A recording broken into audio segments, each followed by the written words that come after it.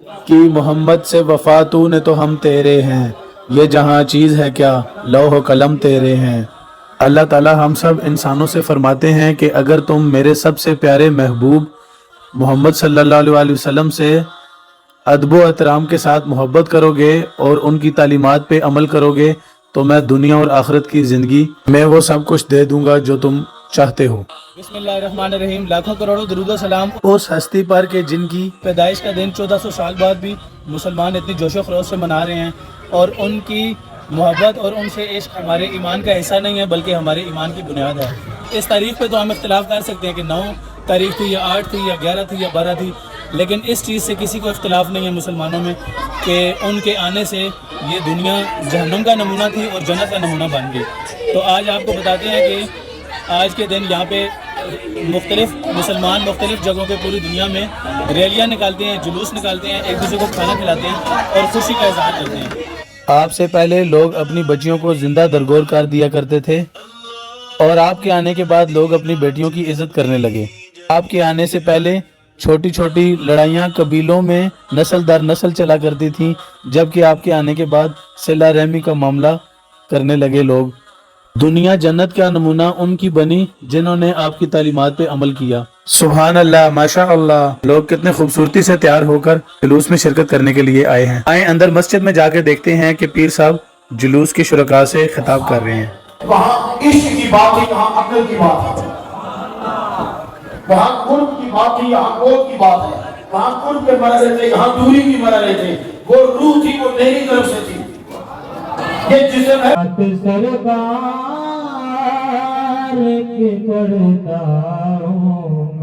Security کے لیے باہر پولیس بھی کھڑی تھی، اندر بھی دیکھیں کتنی ٹائٹ سیکیورٹی ہے۔ بیان کے آخر میں الصلاۃ والسلام پڑھا جاتا ہے۔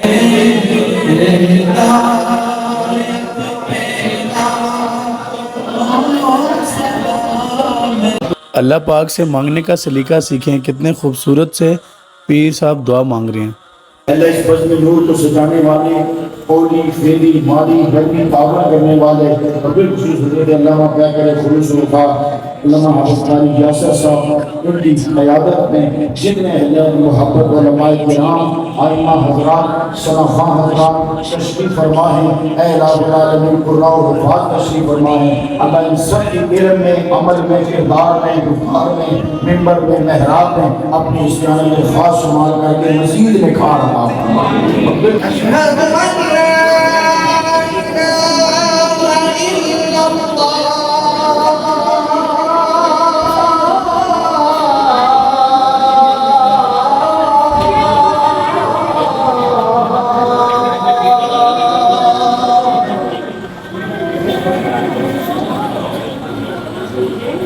أشهد أن محمدا رسول الله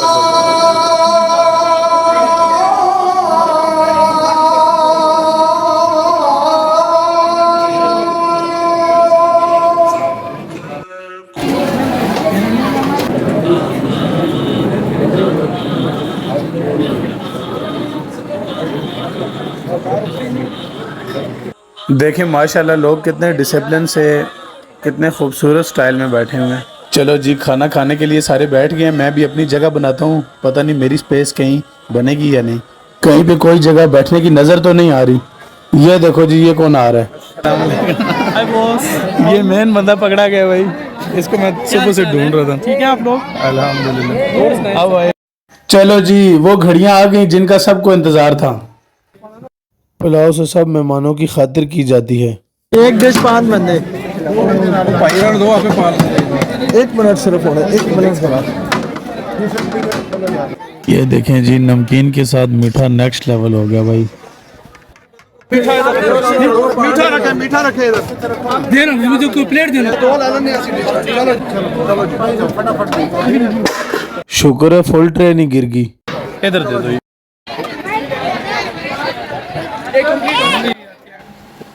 یہ دیکھیں کیسے ایک دوسرے کو پکڑائی جا رہے ہیں اور ٹرے آگے خود بخود جا رہی ہے۔